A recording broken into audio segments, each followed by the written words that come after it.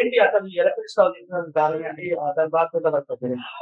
ప్రస్తుతం ఉన్న సిచ్యువేషన్ లో ఏంటి ఈ వార్ వల్ల మనకి గ్యాస్ కొరత అని ఏర్పడింది. యాక్చువల్లీ చెప్తున్నారు కొరత లేదు అని చెప్తున్నారు, స్టాక్ ఉంది అని చెప్తున్నారు. కానీ కృత్రిమ కొరత వల్లనో ఏదో వల్ల కొరత అయితే ఉంది. ఎందుకంటే కమర్షియల్ కన్నా మెయిన్ గా ఇప్పుడు రెసిడెన్షియల్ పర్పస్ ఎక్కువ చూస్తున్నారు కాబట్టి రెసిడెన్షియల్ పర్పస్ లో ఎక్కువ రిలీజ్ అవుతున్నాయి.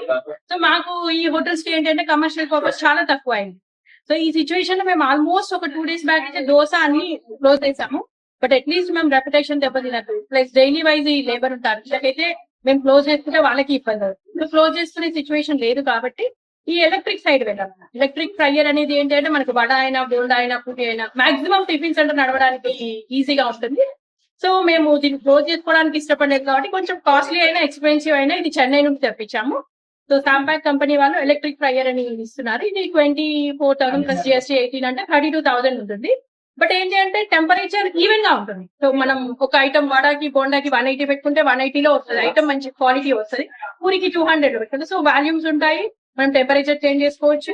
ఈజీ ఉంది. మళ్ళీ ఆయిల్ కన్సంప్షన్ కూడా తక్కువ అవుతుంది. కోర్స్ ఎలక్ట్రిసిటీ బిల్ అయితే మనకి ఇంక్రీజ్ అవుతుంది. బట్ ఏంటంటే ఇప్పుడు ఉన్న సిచ్యువేషన్ లో బ్లాక్ లో ఒక సిలిండర్ కొనాలన్నా అసలు దొరకట్లేదు.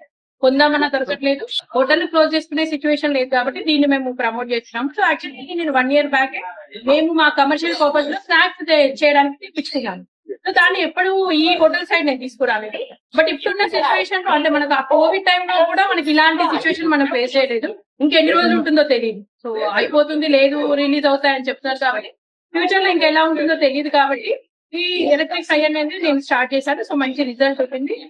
కస్టమర్స్ కూడా ఆయిల్ కన్సంప్షన్ తక్కువగా ఉంది కాబట్టి ఆ క్వాలిటీ వస్తుంది. ఐటమ్ కూడా క్వాలిటీ వస్తుంది కాబట్టి